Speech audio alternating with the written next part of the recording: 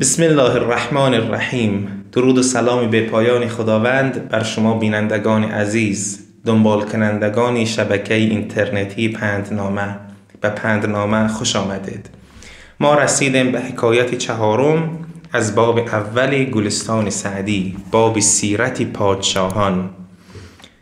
این داستانی که امروز خواهیم خواند درس زندگی است و پیشنهادم به شما این است که کامل و با دقت گوش بدهید. سعدی رحمت الله علیه می فرماید: طایفه دزدان عرب بر سر کوهی نشسته بودند و منفذ کاروان بسته و رعیت بلدان از مکاید ایشان مرعوب و لشکر سلطان مغلوب. گروه از دزدان عرب بودند که در یک کوه کمین کرده بودند و اموال مردم غارت میکردند. مردم از اینها ترسیده بودند و لشکر پادشاه در مقابل اینها همیشه شکست میخورد. چرا شکست میخوردند؟ به حکم آنی که ملاذی منیع از قله به دست آورده بودند و ملجأ و مأوای خود کرده بودند. برای اینکه در یک جای بسیار خوب از کوه کمین کرده بودند که اینها به همه چیز تسلط داشتند و هیچ کس به آنها تسلط نداشت و لشکر پادشاه همیشه در مقابل اینها شکست میخورد. مدبران ممالک آن طرف در دفع ضررت ایشان مشورت کردند که اگر این طایفه هم بر این نسق روزگاری مداومت نمایند، مقاومت ممتنع گردد. مدبران ممالک، وزیران و فرماندهان لشکر و جنگاوران و خردمندان با هم دیگر مشورت کردند که اگر این دزدها را همین الان و در همین روزگار مقابلشون نایستیم و اگر اینها را ضررشون را دفع نکنیم، دیگر در مقابل اینها مقاومت کرده نمی شود. چرا که اگر اینها قدرت بگیرند، دیگر از بین بردن اینها کار آسانی نیست. درختی که اکنون گرفته است پای، به نیروی مردی برآید ز جای. ورش همچنان روزگاری هلی، به گردونش از بیخ بر نکسلی. سر چشمه شاید گرفتن به بیل، چو پر شد نشاید گذشتن به پیل. اگر یک درخت که نو اگر در خاک باشد، با یک نیرو، با یک قدرت بسیار کم از خاک کنده می شود. اما اگر روزگار بگذرد، سالها بگذرد، دیگر با عرابه به گردونش از بیخ بر نکسلی. اگر با عرابه این درخت را ببندند و بکشند هم، این درخت از خاک بر نمی خیزد. چرا؟ چون ریشه ها تقویت شده اند و درخت قدرت گرفته است. سر چشمه شاید گرفتن به بیل. اگر یک چشمه آب داد، این چشمه را با سنگ و با بیل یکم خاک می شود که گرچه بست. اگر چو پر شد نشاید گذشتن به بیل. اگر این چشمه آمد و در یک جا جمع شد و آب پر شد، از این آب با فیل هم گذشته نمی شود. سخن این است که اگر همین کاری بده، باید در همون لحظه که قدرت نگرفته است و کلان نشده است، در همون لحظه باید از بین برد. سخن بر این مقرر شد. همه این وزیران و خردمندان به این نتیجه رسیدند که چیکار کنیم؟ یکی را به تجسس برگماشتند و فرصت نگه داشتند تا وقتی که بر سر قومی رانده بودند و مکان خالی مانده. شبانگاه که دزدان باز آمدند و سفر کرده و غارت آورده، سلاح بگشادند و رخت غنیمت بنهادند. گفتند چی کار کنیم؟ تنها راه اینه که وقتی یک کاروان میگذرد و این دزدها به این کاروان حمله میکنند و جای اونها، مکانی که در اونجا کمین کردن خالی میشود، ما همون لحظه در اون جایگاه بریم چیکار کنیم؟ کمین کنیم. جنگاوران و اون دلاوران خودمون در اونجا بگذاریم که وقتی دزدها آمدند اونها را اسیر کنیم. کاروانی میگذرد و دزدها می آیند و کاروان را غارت میکنند و بر میگردند و زمانی که برمیگردند این جنگاوران در آنجا کمین کرده بودند. آنها صبر میکنند. نخستین دشمنی که بر سر ایشان تاخت خواب بود. اینها خسته بودند. اولین دشمن این دزدها خواب بود. اینها به خواب رفتند. چندان که پاسی از شب گذشت، چند ساعت که گذشت، قرص خورشید در سیاهی شد، یونس اندر دهان ماهی شد. خورشید زمانی که به سیاهی رفت، مانند حضرت یونس علیه السلام که به دهان ماهی رفت، این مردان دلاور از کمینگاه آمدند و دست تمام این دزدها را بستند و سحر به پیش پادشاه آوردند. مردان دلاور از کمینگاه به در جستند و دست یکان یکان بر کتف بستند و بامدادان به درگاه ملک حاضر آوردند. ملک همه را به کشتن فرمود. پادشاه دستور داد که تمام اینها را به قتل برسانید. در آن میان جوانی بود، میوه عنفوان شبابش نو رسیده و سبزه گلستان ازراش نو دمیده. پادشاه گفت تمام این دزدها را بکشید. در بین این دزدها یک جوان بود، یک پسرکی 14-15 ساله که نوجوان تازه میوه جوانی را نچشیده بود. یکی از وزیران پای تخت ملک را بوسه داد و روی شفاعت بر زمین نهاد و گفت، یکی از وزیرها دید که یک جوان اینجا هست در بین دزدها، پای پادشاه را بوسید و گفت این پسر همچنان باغ زندگانی بر نخورده و از ریعان جوانی تمتع نیافته است. ای پادشاه، این جوان هنوز جوانی نکرده است، میوه زندگانی را نچشیده است. توقع به کرم و اخلاق خداوندی چنان است که به بخشیدن خون این جوان بر بنده منت نهد. ای پادشاه، تو که کریم هستی، از تو خواهش دارم که این خون این جوان را بر من ببخشی. وزیر گفت. ملک روی از این سخن در هم کشید و موافق رأی بلندش نیامد و گفت. ملک پادشاه بسیار ناراحت شد و گفت رأی بلند من این بود که تمام اینها کشته شوند. پرتوی نیکان نگیرد هر کی بنیادش بد است، تربیت نااهل را چون گردگان بر گنبد است. کسی که ذاتش نیک نیست، کسی که بنیادش و ریشهش پاک نیست، تربیت روی او اثر ندارد. مانند این است که یک چیز گرد مانند چهار مغز را در یک گنبد بذارد، او هیچ وقت در گنبد نخواهد ایستاد، هی پایین می آید، هی اگر باز هم بذارد باز هم پایین می آید. نسل فساد اینان منقطع کردن اولاتر است و بیخ و تبار ایشان برآوردن که آتش وانشاندن و اخگر گذاشتن و افعی کشتن و بچه نگاه داشتن کار خردمندان نیست. بهترین راه این است که نسل این دزدها که ذاتشون خراب است را قطع کنیم و کسی که خردمند است مار تربیت نمی کند، خردمند انسان تربیت می کند. پادشاه نظرش این بود. ابر اگر آب زندگانی بارد، هرگز از شاخ بید بر نخوری. ابر هر چقدر هم باران ببارد، شما از بید میوه نخواهی خورد.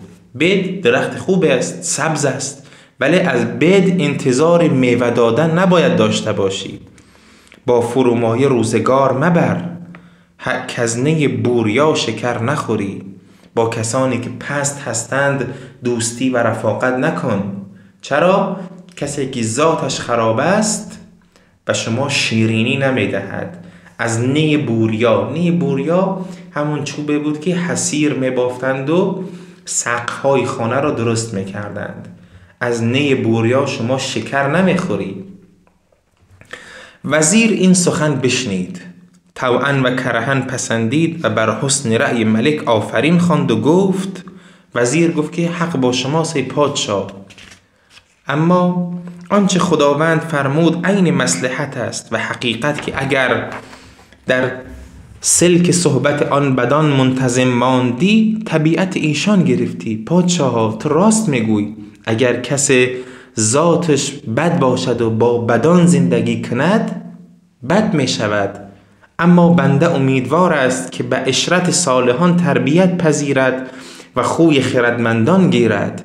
اما من امیدوارم که این جوان اگر بیاید و با ما تربیت شود و با صالحان باشد و در بین خوبان و نیکان باشد، مثل اخلاق خردمندان اخلاقش تغییر میکند. چرا تغییر میکند؟ که هنوز طفل است و سیرت بغی و عناد این گروه در نهاد او متمکن نشده است. چرا که این هنوز طفل است. این دزدان دیگر طفل نیستند و این طفل مثل اینها هنوز عناد و دشمنی و ناپاکی در درونش زیاد نشده است. و در حدیث است: ما من مولود الا وقد یولد علی الفطره فابواه یهودانه او ینصرانه او یمجسانه. در حدیث است که هیچ کودک به دنیا نمی آید مگر اینکه فطرتش بر فطرت پاک باشد و این پدر و مادر هستند که اون کودک را یهودی میکنند یا مسیحی میکنند یا مجوس. وزیر و پادشاه گفت: با بدان یار گشت همسر لوط، خاندان نبوتش گم شد. همسر لوط، حضرت لوط، با اینکه زن پیامبر بود، اما چون با بدان بود خاندان نبوتش گم شد. چون با بدان نشست و با بدان برخاست، عاقبت بخیر نشد. سگ اصحاب کهف روزی چند پی نیکان گرفت و مردم شد. اما سگ اصحاب کهف که با اصحاب کهف به غار رفت، چون پی نیکان گرفت، چون در ره خردمندان رفت، او عاقبت بخیر شد. این بگفت و طائفه از ندما به شفاعت یار شدند تا ملک از سر خون او درگذشت و گفت. وزیر این حرف به پادشاه گفت و بسیاری از کسانی که آنجا بودند، وزیران دیگر، گفتند پادشاه این راست میگه. گاهی ممکنه آدم در یک خانواده بد باشد، در یک جای بد باشد، اما عاقبت بخیر شود. پادشاه گفت بخشیدم اگرچه مصلحت ندیدم. پادشاه گفت من این خون این جوان رو بخشیدم گرچه میدانم که مصلحت این نیست. دانی که چه گفت زال با رستم گرد، دشمن نتوان حقیر و بیچاره شمرد. دیدیم بسی که آب سر چشمه خورد، چون بیشتر آمد و شتر و بار ببرد. گفت زال بر رستم گفت که هیچ وقت دشمن تا حقیر و کوچک نبین. نگو که این طفل است، نگو که این قدرت ندارد. چرا؟ چون ما بسیار دیدیم که چشمه هایی که کوچک بودند، اما وقتی آب زیاد آمد، سیل جمع شید، کم کم آب آمد و سیل درست شید، شتر رو و بارش سیل برد. فی جمله پادشاه از خونش گذشت. پسر را به ناز و نعمت برآوردن گرفت و استاد ادیب به تربیت او نصب کرد تا حسن خطاب و رد جوابش در آموخت و سایر آداب خدمت ملوکش تعلیم کرد، چنان که در نظر بزرگان پسند آمد. وزیر این کودک را در پیش استادان گذاشت و تربیت داد و آداب پادشاهی و سخن گفتن و درس معرفت را به او آموخت که بسیار از بزرگان دیگر پسندیدند از این اخلاق این دزدی که طفل بود. باری وزیر از شمایل او در حضرت سلطان شمعی می گفت که تربیت عاقلان در او اثر کرده است و جهل قدیم از جبلت او به در برده است. وزیر پیش پادشاه گاه اوقات تعریف میکرد از این طفل و میگفت که ای پادشاه او تغییر کرده است، از او جهل گذشته و نادانی گذشته فاصله گرفته است و تربیت اهلان در او تأثیر کرده است.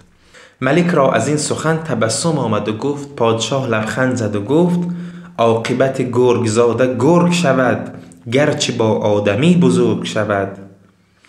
گرگ زاده گرگ می شود. از کسی که گرگ زاده است انتظار آدمی نداشته باش. سالی 2 بر این آمد. 2 سال گذشت. طایفه اوباش محلت در او پیوستند و عقد مرافقت بستند تا به وقت فرصت وزیر و هر 2 پسرانش را بکشت و نعمتی بی قیاس برداشت و به مغازه دزدان به جای پدر بنشست و عاصی شد.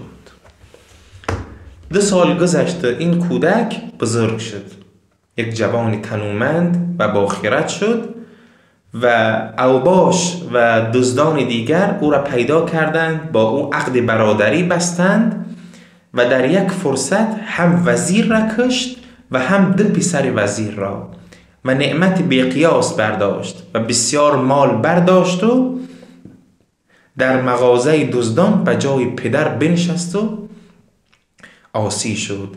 مسلک پدرش که دزد بزرگ بود را در پی گرفت و دشمن پادشاه شد. ملک دست تحیر به دندان گزیدن گرفت و گفت، پادشاه دست خود از تعجب گزید و گفت، شمشیر نیک از آهن بد چون کند کسی، ناکس به تربیت نشود ای حکیم کس. اگر شمشیر خوب میخواهی باید آهنی خوب داشته باشی. شمشیر خوب از آهن بد درست نمی شود. تربیت هم در نااهل، در کسی که ذاتش ناپاک است تأثیر نمی گذارد. باران که در لطافت طبعش خلاف نیست، در باغ لاله روید و در شوره بوم خس. باران لطیف است، باران نعمت خداست، اما همین باران که تمام مردم و همه می دانند که نعمت است، اگر ببارد در باغ لاله می روید و در شورزار خس و خار. زمین شوره سنبل بر نیارد، زمین شوره سنبل بر نیارد، در او تخم و عمل ضایع مگردان. در زمینی که شورزار است میوه خوب و محصول خوب به دست نمی آید، پس محصول خودت در آنجا و امری خودت در اون زمین ضایع مکن، صرف مکن. نکویی با بدان کردن چنان است که بد کردن بجای نیک مردان. اگر به یک انسان بد نیکویی کردی و خوبی کردی، مانند این است که کسی که به تو خوبی میکند را با بدی جواب دهی. اگر کسی به ما خوبی میکند، به ما علم آموزد، به ما از مال کمک میکند، از توان بازوش کمک میکند، از آبروش کمک میکند، بعد ما به این خیانت کنیم، این بسیار کار احمقانه است و نشان از تربیت نادرست دارد. سخن پادشاه هم همین است که انشاءالله ما در دوستی ها و تجارت ها و رفاقت ها این داستان سعدی شیرازی رحمت الله علیه را سرچشمه زندگی و الگوی خودمان قرار بدهیم. و السلام علیکم و رحمت الله و برکاته.